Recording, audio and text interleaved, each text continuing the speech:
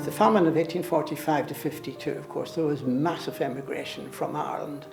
And vast numbers of them, of course, came to Liverpool. Liverpool was, in fact, one large transit camp in many ways for the great majority who went to North America, but then, of course, for others who went further into Britain. And when they were looking for somewhere to settle, of course, they headed towards places where they knew there was already a family member, because there they could find shelter, they could find their feet, and then they could start looking around for their own accommodation. This is Little Ireland, Manchester, just off Oxford Road. It's the foot of the steps leading up to Oxford Road railway station. And it had in the 1840s a population of about 1,500 people. The great majority of them were Irish, tucked away in the streets, in between the chemical factories, the foundries, the timber yards, the gasworks, and the stables. The housing is what's called jerry-built, put up in a very great hurry to get as much space out of as few raw materials as possible. So you can imagine what the living conditions must have been like, especially when the factory chimneys belched smoke. And occasionally, of course, you find that the River Medlock nearby overflowed. Now, if we move on actually into Little Ireland, the core of Little Ireland itself, you're looking at a plaque that remembering the presence of the Irish here. How long were they here? I think they must have been here for about 25 years.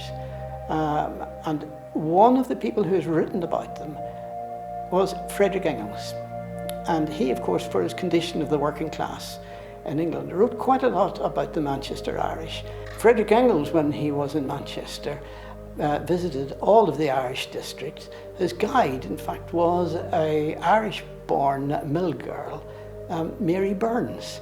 And Mary Burns actually, I think, enabled Engels to have a deeper understanding of the pressures that the Irish were under when they came to Manchester, because they came from a very strongly Catholic and rural background into the city, which was in many ways the origins of Britain's Industrial Revolution. So clearly they suffered a very great deal of cultural alienation.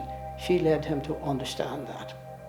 Little Ireland is the best known of the Irish neighbourhoods, in fact, but it only lasted for about 20 years. By far the longest lasting and the largest Irish district in the city was on the northern side, just off Rochdale Road.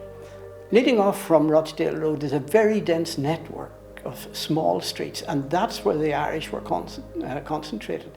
The number of Irish in the street, well, if you look at the 1851 census, you will find that Angel Meadow district, roughly defined, was probably about 48% Irish.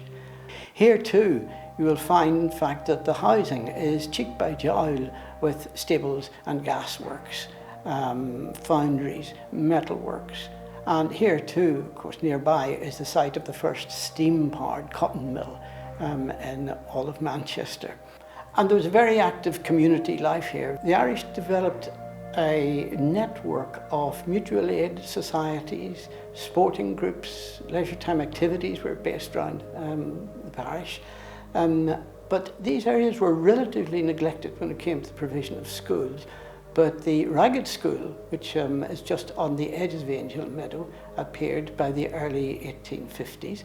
Other schools, of course, were based around the local Catholic parish church. Just further up Rochdale Road on the right-hand side in Livesey Street is St. Patrick's Catholic Church.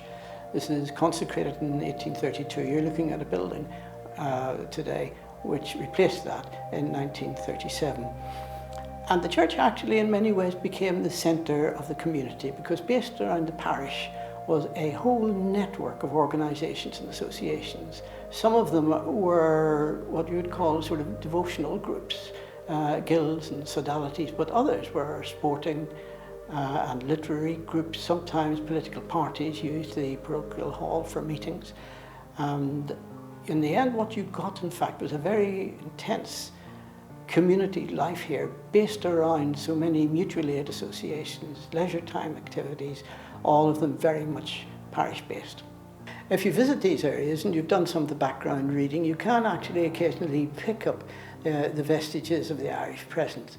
But in fact, large numbers of Irish, of course, have left the original neighbourhoods because of a process of clearance and redevelopment.